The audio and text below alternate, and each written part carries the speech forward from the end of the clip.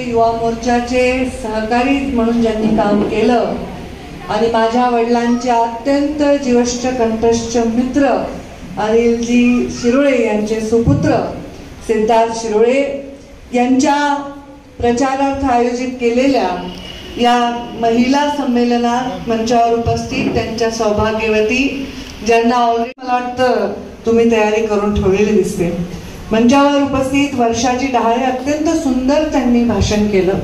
खरं तर सगळ्यांनीच एवढं चांगलं भाषण केलं, तुम्ही काय नर्वस झालात, मीच नर्वस झाले तुमच्यासमोर बोलण्यासाठी. मंचावर उपस्थित हर्षदाताई फरांदे, लावण्याताई शिंदे, श्रद्धाताई शिंदे, भावनाताई शेळके, अर्चनाताई मुसळे, सुदर्शनाताई त्रिगुणाई, इतकं सुंदर सर्वांनी मार्गदर्शन केलं. आणि समोर एवढ्या शांतपणे मार्गदर्शन मन लावून ऐकत बसणाऱ्या माझ्या सगळ्या माता भगिनी ज्या वडीलधाऱ्या आहेत, त्या ज्या माझ्या युवा मैत्रिणी आणि थोडंसं सगळ्या महिलांना खुर्ची देऊन स्वतः उभे असणारे लाडक्या बहिणींचे सर्व लाडके भाऊ.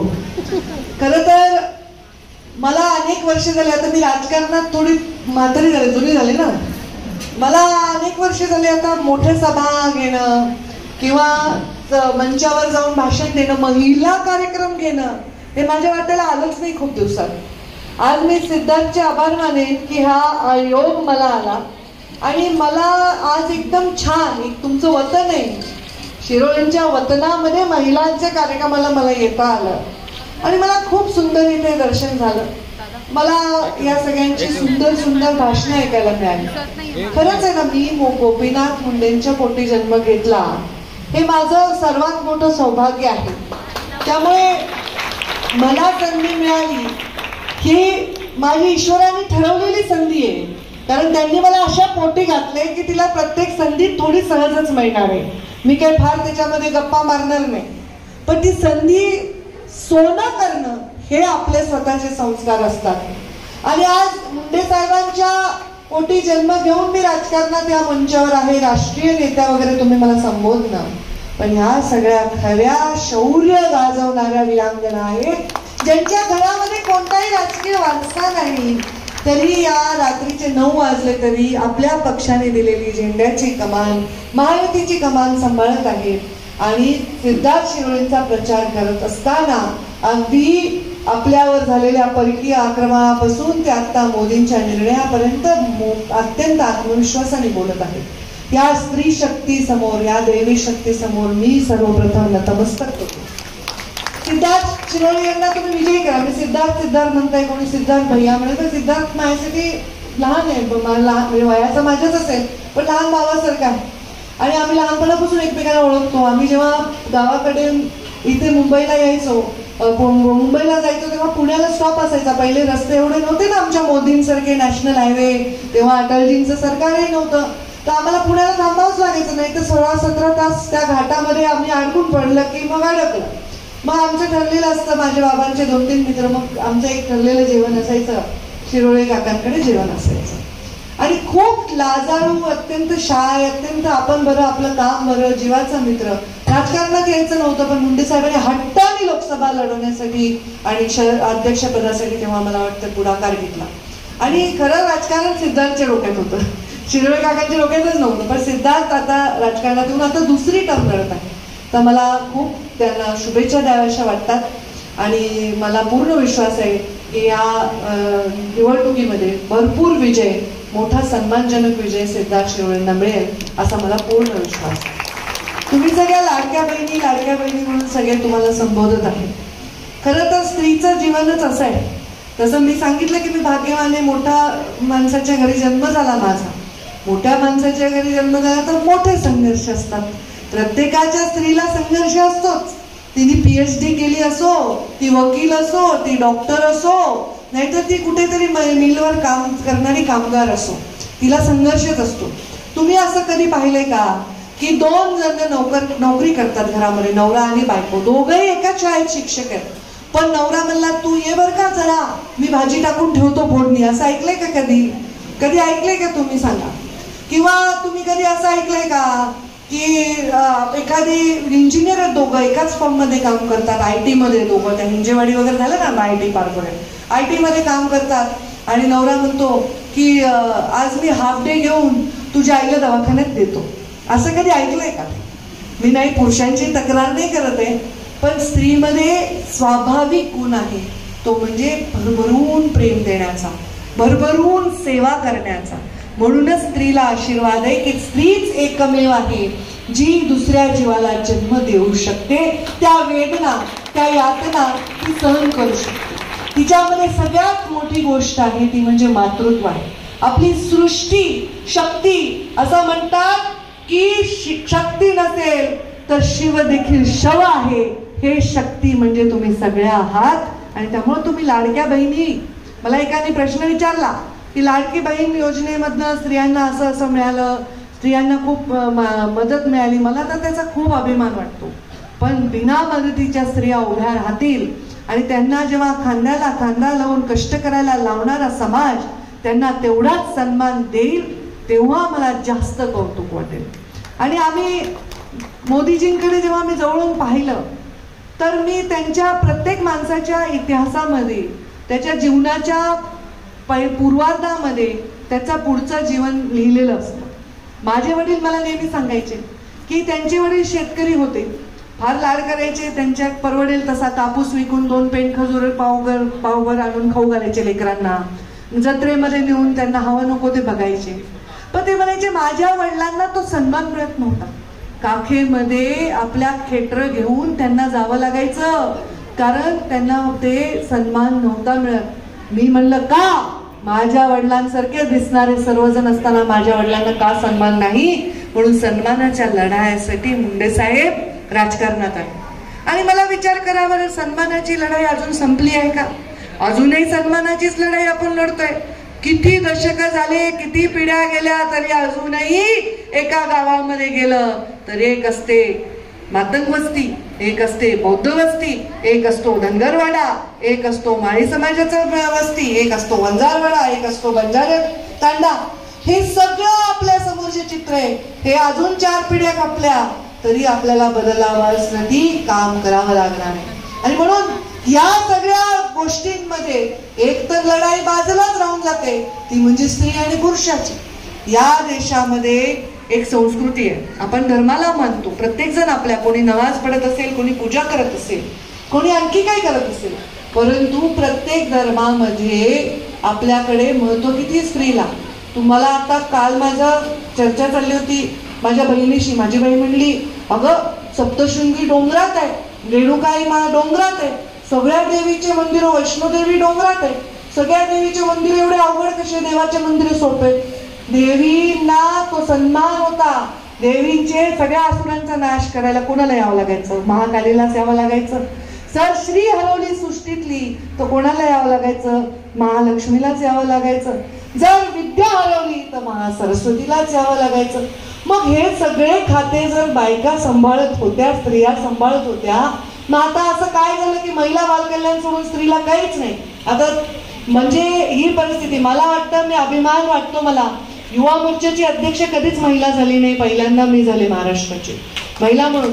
आणि नंतर ग्रामीण विकास खातं, ज्याच्यात शौचालय बांधायचं आम्हाला मोदीजींनी आम्हाला अवॉर्ड दिलं. पहिलं लाल किल्ल्यावरचं भाषण त्या माणसांनी करावं, आमच्या नेत्यांनी, आमच्या प्रधानमंत्र्यांनी. काय बरं? तर मी या देशामध्ये प्रत्येक स्त्रीला सन्मान देणार आहे, तर तिला शौचालय देणार. कुणाच्याच डोक्यात अशी अफलातून कल्पना नाही आली. का? कारण त्यांच्या जीवनाच्या पूर्वार्धात ते लिहिलेलं आहे. त्यांनी पाहिलंय ना स्वतःच्या आईची गरिबी, स्वतःच्या भावंडाचे हाल. त्यांनी पाहिलंय चुली समोर बसून खोकून स्वयंपाक करणारी आई. त्यांनी पाहिलंय शाळेमध्ये एक गणवेश विकत न घेऊ शकणारा बाप. त्यांनी हे सगळं पाहिलंय स्वतःचं शिक्षण करत असताना चहा विकून विकून आपल्या वडिलांना सहकार्य करताना. ही गरिबी पाहिल्यामुळे त्यांनी त्या महिलेची कुचंबणा पाहिली. आणि त्याच्यामुळे आपण सर्व त्यांच्याकडे पाहत असण्याचा एक आपल्याला एक अत्यंत सन्मान त्यांच्याविषयी आपल्या मनामध्ये वाटतो, एक आदर वाटतो. प्रधानमंत्री म्हणून हा आदर वेगळा, पण एक माणूस म्हणून त्यांच्याकडे बघण्याचा आदर. आज ते परत प्रधानमंत्री झाले, त्यांनी योजना केल्या. अहो, महिलांना जन्म घेण्याचा अधिकार हरियाणा राज्यामध्ये मी पहिले मंत्री असताना पहिला कार्यक्रम घेतला. मुलगी झाली तर मारून टाकत होते, मुलगी झाली दुधाच्या गंगाळ्यामध्ये लेकराला 1 दिवसाच्या बुडवून मारून टाकत होते.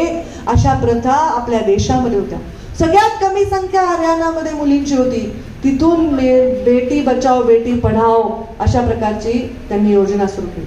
मी मंत्री असताना काय केलं असं जर मी म्हणलं तर माझं मार्केटिंग केल्यासारखं होईल. ते तुम्ही युट्यूबवर बघा आम्ही काय काय केलेलं आहे. पण ह्या योजनांना प्रभावित होऊन काम केलं. माझ्या वडिलांनी मला एनजीओ काम करायला सांगितलं होतं. एनजीओत काम करताना त्यांनी सांगितलं फार कपट पसारा करू नको, हे पण माझं ते पण, तुला कोणते 2 विषय आवडतात ते विषय निवड.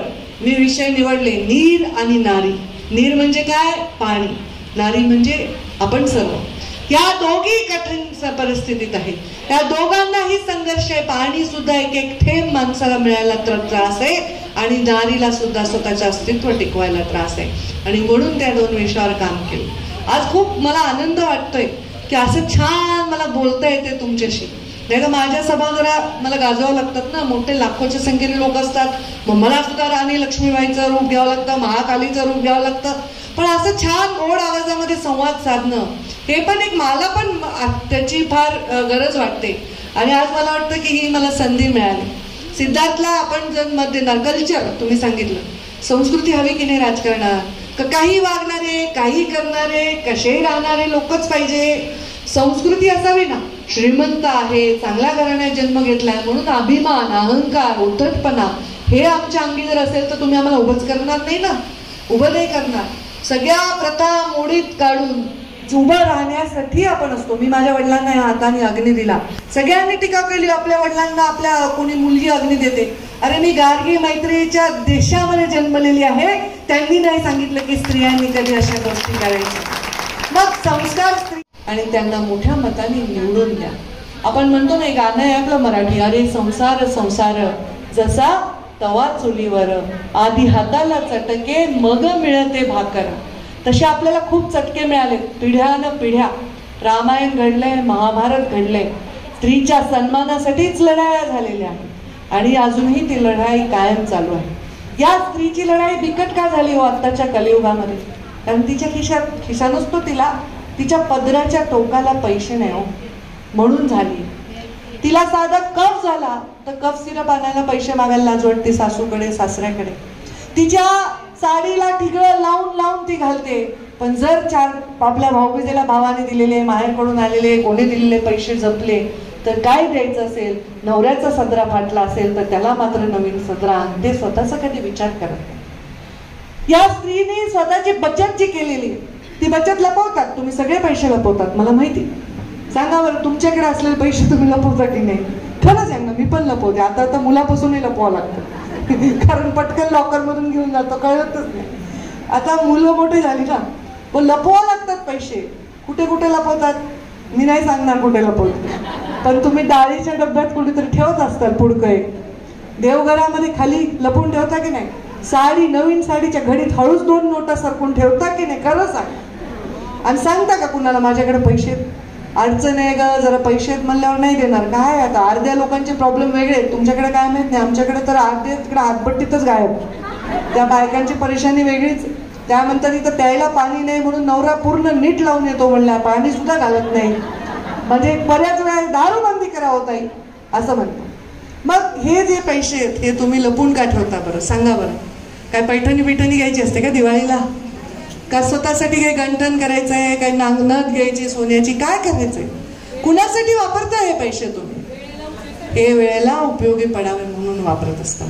स्वतःसाठी कोणती स्त्री, पंकजा मुंडे राष्ट्रीय नेता असलेली स्त्री, ते इथे बूथवर काम करणारी माझी महिला कार्यकर्ती, कोणीही स्वतःसाठी पैसे वापरतात. आपल्याला सवयच नाही, आपल्या डोक्यात आपल्या भागच नाही संस्काराचा तो. मग हे जर पैसे तुम्ही बचत करत असाल तर या बचत गटाच्या माध्यमातून त्यांना आम्ही चळवळ दिली. मोदींचा एक कार्यक्रम झाला होता मी मंत्री असताना, 5 लाख महिला तिथे आल्या. 0% व्याज दराने महिलांना बचत गटाला कर्ज देण्याचा निर्णय हा तेव्हाच्या आमच्या महायुतीचं सरकारमध्ये तुमच्या लेकींनी केलेला आहे. कारण महिलांना मला आवडलं का, आणि मी सिद्धार्थ नाही सांगणार की ह्याच्यावर जोर द्या, महिला बचत गट तयार करा आणि त्यांना 1-2 वर्ष अनुभवानंतरच ते मिळतं 0% व्याज दराने कर्ज. मग आता हे कर्ज का दिलं बरं महिलांना? का बरं त्यांना व्याजदर माफ केला? कारण त्यांच्या स्वाभिमानामुळे. महिला कधीच कुणाचं उधार ठेवत नाही. सांगा बरं कोणती महिला कर्ज बुडून पळून गेलेली आहे? सगळे देश सोडून पळून गेलेले माणसं आहेत का बायका? पैसे बुडवून पळून गेलेले कधी बघा की खूप कर्ज बुडवून पळून गेले नाही.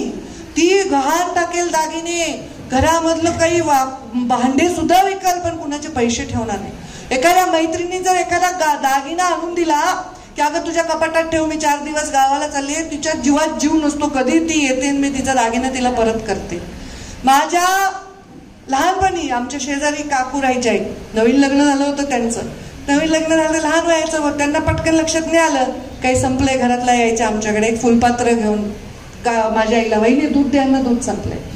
आणि थोडे दुसऱ्या दिवशी परत दूध आणून द्यायच्या. मला कळायचं नाही दूध घेऊन गेले आणि परत का आणून द्यायला. माझी आई म्हणायची अगं त्यांना ते ठेवावं वाटत नाही म्हणून ते आणून देतात. आपल्या घरी अचानक पाहुणे आले, आपण घरात तूप संपलं, शेजारकडनं एक वाटीभर तूप आणतो, लगेच कधी वाण्याच्या दुकानात जातो, कधी तूप घेऊन त्यांचं वापस करतो, चैन पडत नाही. या महिलांच्या हातात जर या देशाचं अर्थकारण असेल, या महिलांना जर प्रोत्साहन दिलं, त्यांच्या खिशात 4 पैसे राहिले तर ते कुठे जाणार आहेत? ते परत सिस्टीम मध्येच येणार आहेत ना. तुम्ही काय झाडाखाली पुरून ठेवणार आहेत का? तुम्ही त्याच्यात काय करणार? हे परत सिस्टीम मध्ये येणार. तुमच्या खेळ पण तुम्हाला सन्मान देऊन जाणार आहेत. त्याच्यातून तुम्ही काय घेणार आहेत? वस्तूच घेणार आहेत विकत, कुठेतरी इन्व्हेस्टच करणार आहेत, ते पैसे परत सिस्टीम मध्ये येणार. हे विरोधक जे नाव ठेवायलेत ना, इलेक्शन आलंय म्हणून पैसे दिले महिलांना. मग तुमचे इलेक्शन नाही आले का 75 वर्षामध्ये? किती इलेक्शन लढलं तुम्ही लोकांनी? किती वर्ष सत्तेत राहिले? का नाही वाटलं तुम्हाला की या महिलांना 4 पैसे द्यावे? का या शेतकऱ्यांना काही मोफत वीज द्यावे तुम्हाला वाटलं नाही? का नाही वाटलं तुम्हाला महिला मुलींना मोफत शिक्षण द्यावं? काय आपल्या एका देवदर्शनाला जाते, माहेरी जाते, नातेवाईकांकडे जाते, लग्न करायला जाते, ती माऊली नेहमीच घरात बसते तिकिटाचे पैसे नको. अर्ध तिकीट झाल्यामुळे तिलाही नेले जोडीने कुठेही फिरायला, नवऱ्यालाही नको वाटले, चल बाबा अर्धच तिकीट लागतं, तिला अर्ध तिकीट द्यावं का नाही वाटलं? एवढ्या सगळ्या योजना का नाही द्यावं वाटल्या यांना? फक्त राजकारण करायचं, ध्रुवीकरण करायचं, देश पातळीवर, धर्मावर, जातीवर राजकारण करायचं, हेच इतके वर्ष केलेलं आहे. हे सगळं पुसून टाकण्याचं काम जर कोणी केलंय तर प्रधानमंत्री नरेंद्र मोदी यांनी केलं. आणि त्याच्यामुळे त्यांच्या नेतृत्वात सरकार आलं तर फायदा होईल की नाही महाराष्ट्राचा? होईल का? महाराष्ट्राचा जर फायदा झाला तर पुण्याचा पण फायदा होईल का नाही? पुण्याचा झाला तर शिवाजीनगरचा पण फायदा होईल की नाही? मग जर देशाचं सरकार, आमची टाकी मोदींची आहे, आमची पाईपलाईन राज्याच्या महायुतीच्या सरकारची आहे, तर शिवाजीनगरच्या बकेटमधला नळ कोणाचा असला पाहिजे एवढं तुम्हाला चांगलंच कळतं. एकाची पाईपलाईन, एकाचा हाऊल आणि एकाचा नळ असेल तर खाली ठणठण गोपाल, काहीच नाही मिळेल. आज 14 मध्ये पहिल्यांदा देशामध्ये शौचालय बांधायची सुरुवात झाली. पहिल्यांदा प्रधानमंत्री ग्रामसडक योजना, नॅशनल हायवे याच्यामधून देशाला जोडण्याची. अहो आपल्या प्रधानमंत्र्याला 4थ्या रांगेमध्ये बसवायचे जगाच्या पातळीवर, आज पहिल्या रांगेमध्ये आपला प्रधानमंत्री आले. आणि आपण किती चांगले काम केले. जेव्हा युद्ध छेडलं गेलं होतं तेव्हा आपण आपल्या पोरांना, तिथे शिकणाऱ्या लोकांना रशियामधनं वापस आणलं. कोणत्या प्रधानमंत्र्यांनी असा इतिहासामध्ये केलाय सांगा? देशा पातळीमध्ये कोविडच्या मध्ये प्रत्येक माणूस भुका आहे, उपाशी मरू नये ह्याची काळजी जर कोणी केली असेल तर ते त्यांनी केली. मग आता प्रधानमंत्री तर ते झाले, त्यांची तर हॅट्रिक झाली, त्यांचं तर चाललंय चांगलं. या सरकार आल्याने नाही आल्याने काय होणार? नुकसान कुणाचं होणार आहे? आपलं होणार, आपल्या महाराष्ट्राचं होणार. आणि त्यामुळे एक माणूस हा निवडून आला पाहिजे. कमळाच्या फुलावर असेल, धनुष्यबाणावर असेल, घड्याळावर असेल, हा यशस्वी होऊन तो विधानसभेमध्ये गेला पाहिजे. म्हणजे मोदींच्या नेतृत्वाखाली महाराष्ट्राला एका उंचीवर नेण्याचं स्वप्न आपल्याला साकारता येईल. यामध्ये तुमच्यासारख्या शक्ती ज्यांच्या साक्षात वास आहे, या सगळ्या स्त्रियांचा आशीर्वाद तेवढाच मोलाचा आणि महत्वाचा आहे. तुम्ही सर्व सिद्धार्थला आशीर्वाद द्या, ऑटोमॅटिकली मोदीजींना त्याच्यातून आशीर्वाद मिळतील. आणि मोदीजींना आशीर्वाद स्त्री शक्तीचे मिळाले तर त्याच्यातलं फळ प्रत्येकाला मिळेल आणि आपल्या महाराष्ट्राची उन्नती झाल्याशिवाय राहणार नाही. आपण सर्वजण येणाऱ्या 20 तारखेला सिद्धार्थ शिरोळेंना मोठ्या मताने विजयी करा, सन्मानाने विधानसभेत पाठवा. आम्ही त्यांच्या पाठीशी खंबीरपणे उभे आहोत आणि उभे राहू एवढंच या निमित्ताने सांगते आणि माझ्या वाणीला विराम देते. धन्यवाद. जय हिंद, जय महाराष्ट्र. नवनवीन बातम्या बघण्यासाठी आमच्या चॅनलला सबस्क्राईब करायला विसरू नका.